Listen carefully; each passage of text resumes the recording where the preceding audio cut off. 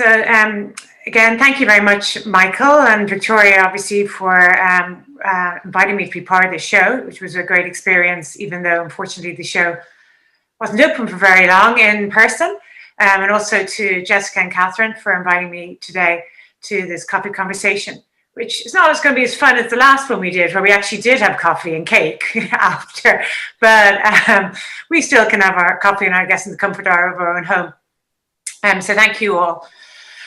So just to start out with, I'm going to just show a couple of the installation images because I'm not 100% sure whether many of you got a chance to actually go in and see the show. The window of it being open was quite limited, but at least it was open for a little while. So this is the installation that I had in Blazing World in the World That Ends show. It's made up of video, a sculpture, and a photograph, which is stuck between the wall and the floor. And here's another image of it, so you get a sense of the scale of the work to the room.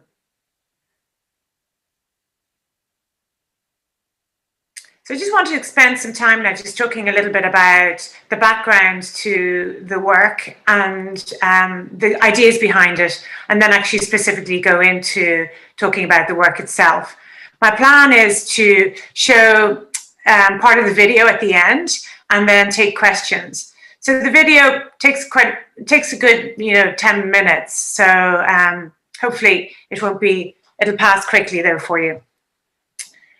Okay, so the work that I made for World That Ends is about Svalbard. And Svalbard is an island in the Arctic, which has a population of just over 2,500, with actually 52 different nationalities. So I was really thinking about it as a place where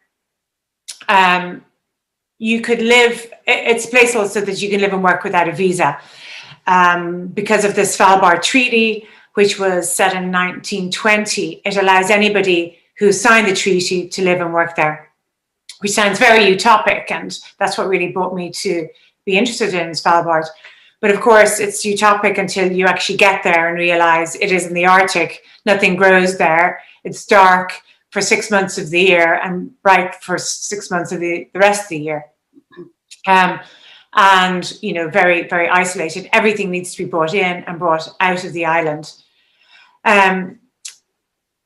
So for decades, this Svalbard Treaty was considered useful, if not a bit of an idiosyncratic compromise to what was going to happen to a place like Svalbard that was never claimed, had no indigenous population, and was what was considered a terrace nullis. The treaty that was drafted in 1920 was before any of the maritime laws came into being. And indeed, that has now some repercussions. And the repercussions because of things like, for example, the snow crab, which would guarantee everybody signed the treaty, the ability to fish for the snow crab, but Norway has blocked that because the snow crab is considered to be a mineral resource. So there's certain things that are happening now around this island that are going to start people making territories look at this this treaty again, and whether or not it's still relevant, given that the laws have changed, maritime laws have changed. And also, given the vast stretches of land that are attached to Svalbard. In my last coffee conversation, we talked about territories having the ability to mine 25 miles from the land. And this, of course, is something that is of interest to anybody who has a stake in Svalbard, because you have access to the mineral resources like the oil and ores that are deposited up in the Arctic. So, the question is whether or not there will be a territorial struggle over Svalbard in the future, and some politicians and international relations people are considering that there will be. It's just too rich of a resource for the treaty to remain as it currently is. So that brought me to Svalbard. And let's hope now the slides are going to turn. Let's go again.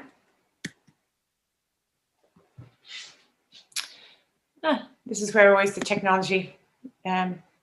Yes, so this is a picture of Margaret Cavendish, and she wrote this book called Blazing Worlds, and it's actually considered to be the first science fiction proto-feminist book. But in this particular book, the protagonist is captured and ends up in the Arctic, in the North Pole, and where she discovers everybody else dies, obviously, and she's left in the position where she discovers this entrance to another world. And she goes into this other world where she lives and reigns as queen, emperor, and lives eternal. But she has the power to travel mentally. So the whole story is a little bit crazy, but very, very interesting for many, many reasons, including its issue of gender, where she's really looking at gender as in a very broad way, I have to say. So I was reading this book as well at the same time, thinking about science fiction and the notions of other worlds. And Svalbard came into mind because, you know, this idea of a other world that Margaret Cavendish goes into is not unknown. There are lots of, let me say, histories, myths around the hollow earth theory. So the hollow earth theory is basically that there's an entrance at the North and South Pole into another world. And in this other world, there's another sun. There are different people, very similar to humans, but seemingly taller, and they have better use of technology. That's so far the theories of hollow world. But the idea of hollow earth actually came originally from Halley, Edmund Halley, who you might know from Halley's Comet. So he was predicting that this place existed and had a whole theory around it. And a lot of the European myths come from Halley's, let's say, prophecies or philosophical thoughts around hollow earth. This led actually Hitler to go look for it. You know, so he sent at least 2 expeditions out to look for hollow earth, and clearly none that we know of were successful. But the myth carries on, because there is the myth that actually Hitler and some of the Nazi party managed to find the entrance to hollow earth and are currently living there. So it's a myth that, you know, one of these kind of myths that keeps on giving. There is a group of hollow earthers where the group headquarters is in Canada. So it's a myth that's still alive and kicking. However, one would think that if there was an entrance the size that is discussed by Halley in the North and South Pole, it would probably have been discovered by now. But anyway, the myth lives on. And in fact, this is a man called General Byrne. He was in the US Air Force, and he said in World War II that he flew into hollow earth and met the people there, and they had wonderful technology. They were very friendly. They were very much like humans, but much taller. And they had a message for us, which was they didn't like the atomic bomb, and they were worried about where we were going with our technology.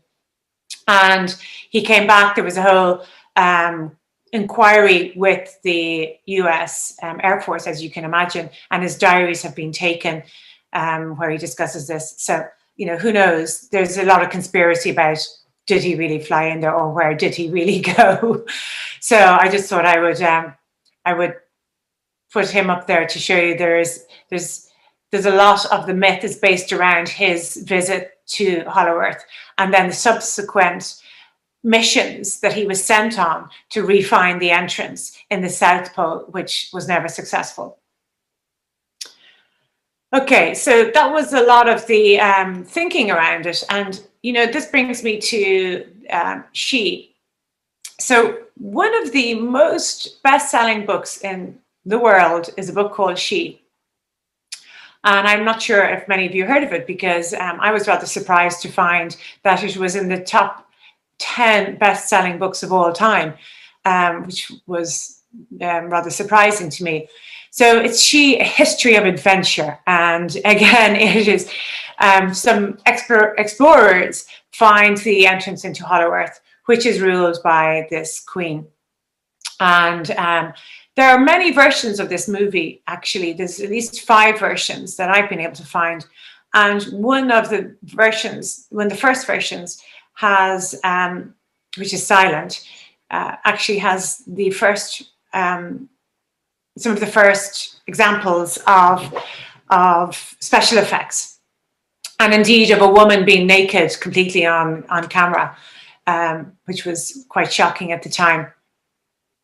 So the myth has appeared a lot in films, and it's something that really has triggered the imagination.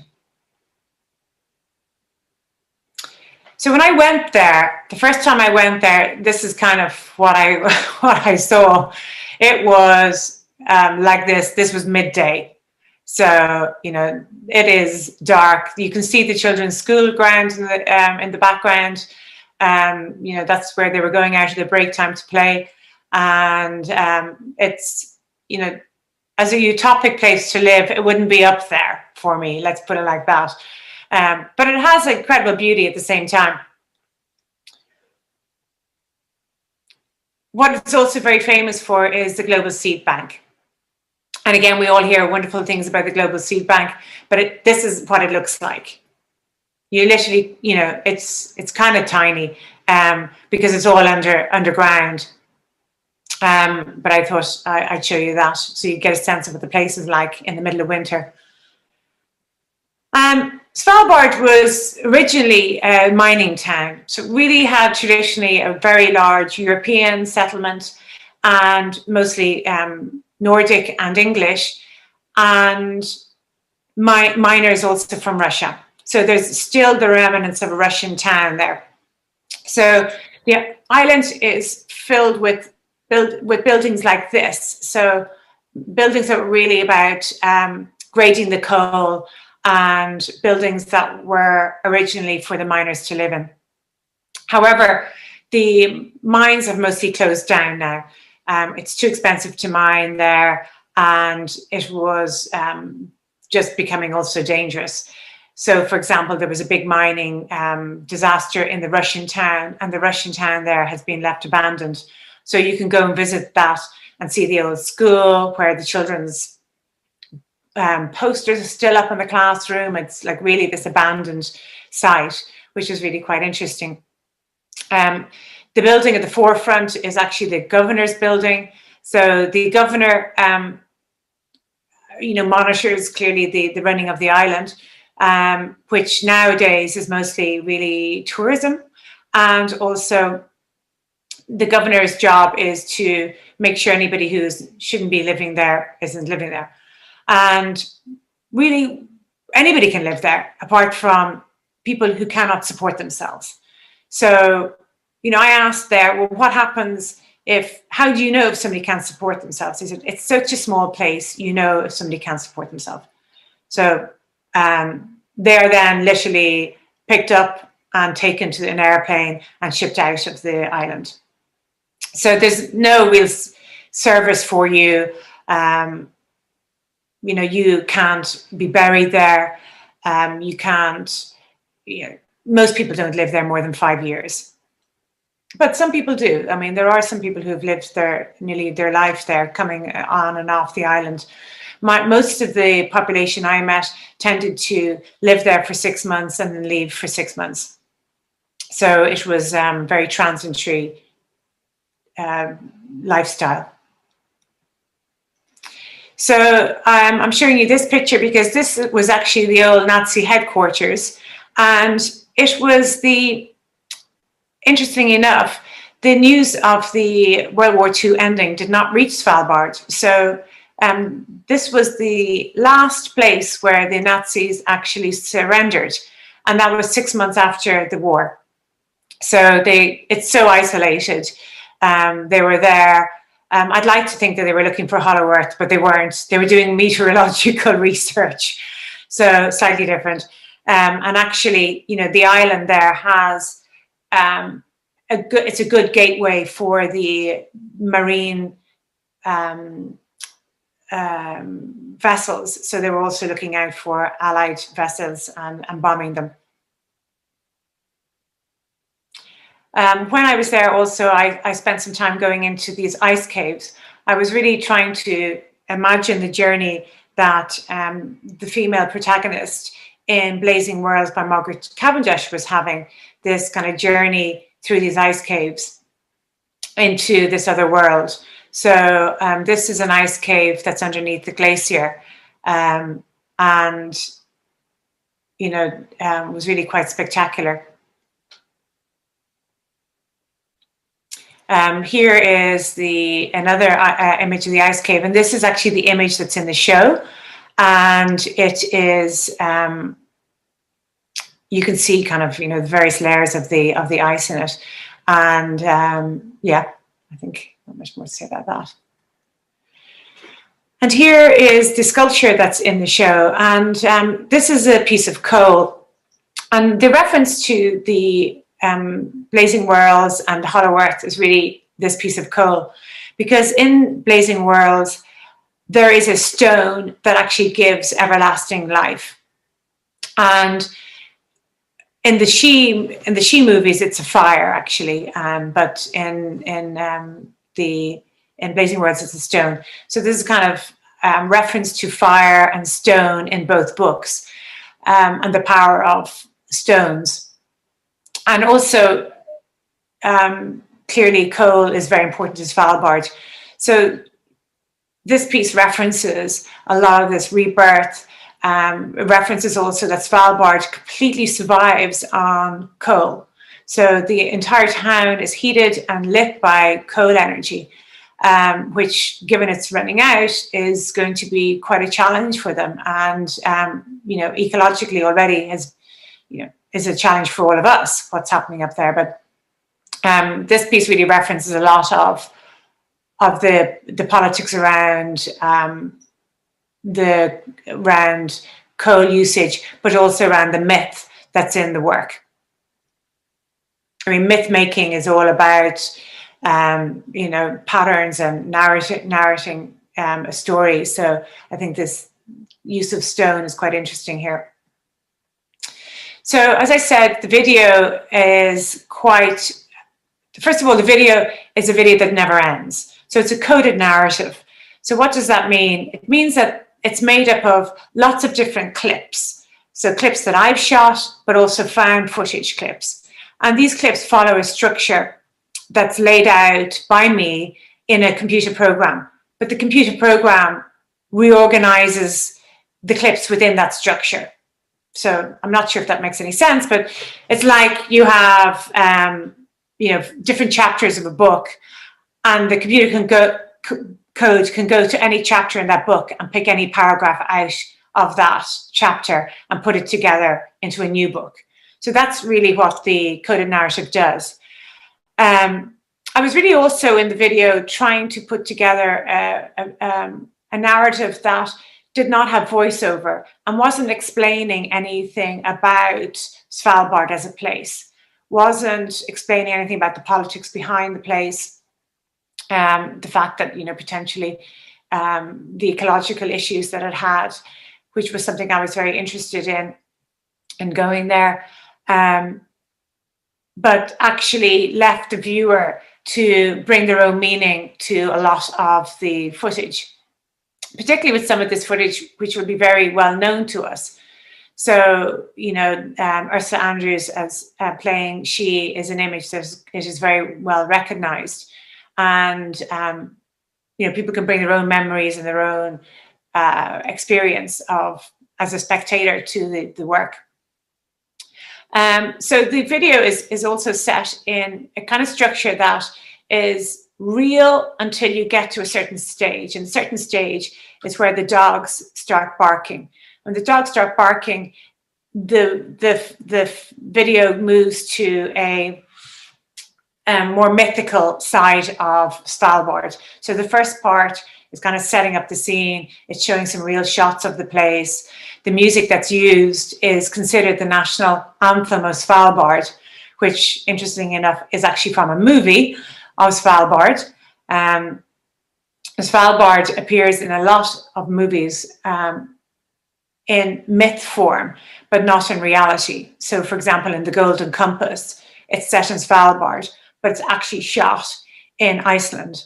So you have this kind of weird situation of this place being real, but actually can only be made real in an imaginary way. So the music that's used is from a film, and the clips from the dogs onwards is kind of bringing you into this imaginary space of another world, of a Hollow Earth. And in the Hollow Earth She movies, the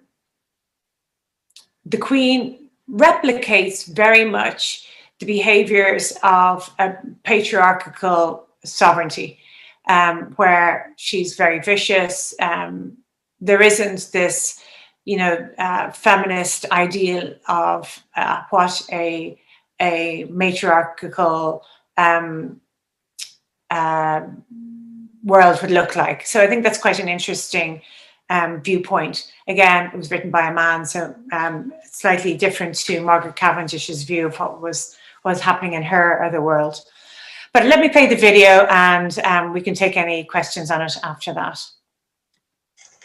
This photograph was taken at the magnetic North Pole in Svalbard, where the ice bears.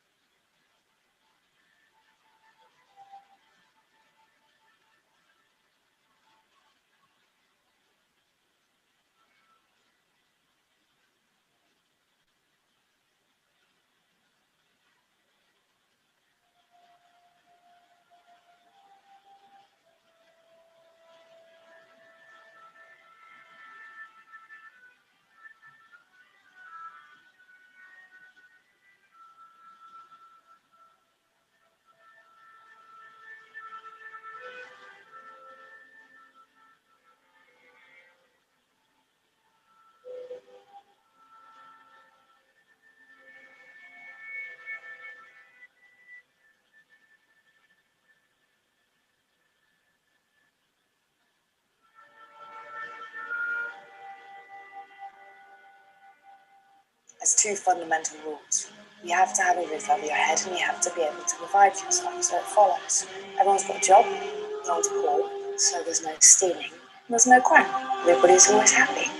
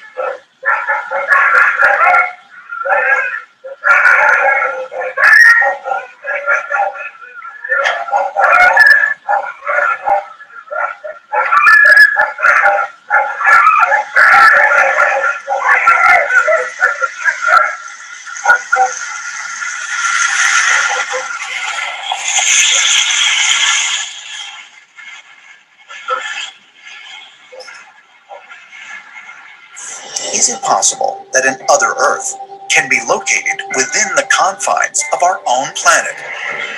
Historically, underground realms were not relegated to mere mythology. Since we have not actually drilled down far enough to confirm these findings, could it be that we may be wrong about the composition of our own Earth? I want to believe it. Suppose it's true. Suppose it's true.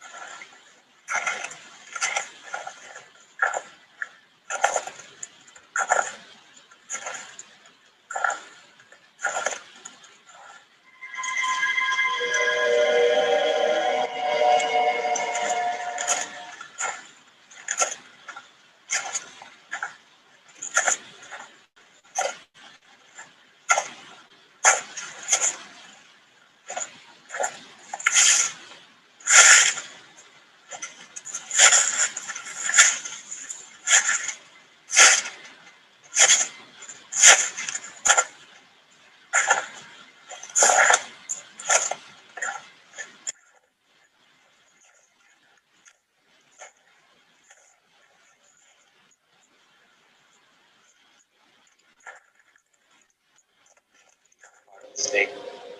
There have been reports that multiple Argentine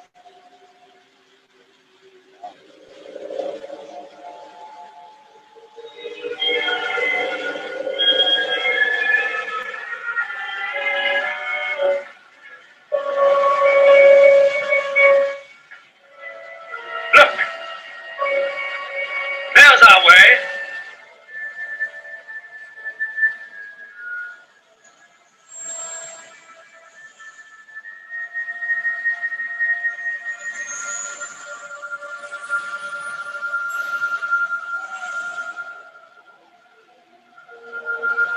What an unbelievable sight! Is that not better than living on the surface? Mechanical men doing all the labor? The Morenians lived underground. How we have since the first ice age, 100,000 years ago. It's magical. We are in a cave, you understand.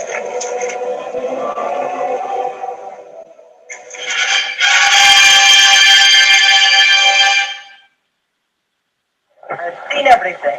Stupid. Like terror. My empire is of the imagination. What a spectacle this will be. Do you think I'm cruel for the sake of cruelty?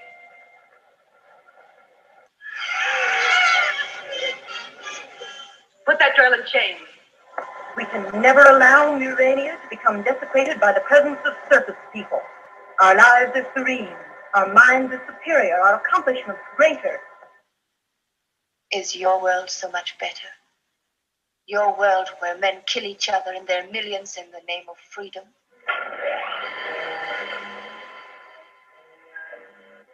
Feast your eyes. He is from your world. We have none of that here. Your world that has not long to live. A few decades only before it destroys itself. Then, what will be left? To the mad world above, it would be a living death, something far greater than the destiny which awaits me here. Okay, so there you can just see a short clip of it, but the point of the film is that you'll never actually see the same film ever. So if you stood in front of it for the next 10 years, you might see the same clips, but it'll never be in the same combination. So in a sense, the film never really ends. You know, that was really to tie in as well with the theme of the show. So I think on this note, I'll open up to questions because I'm just conscious of time.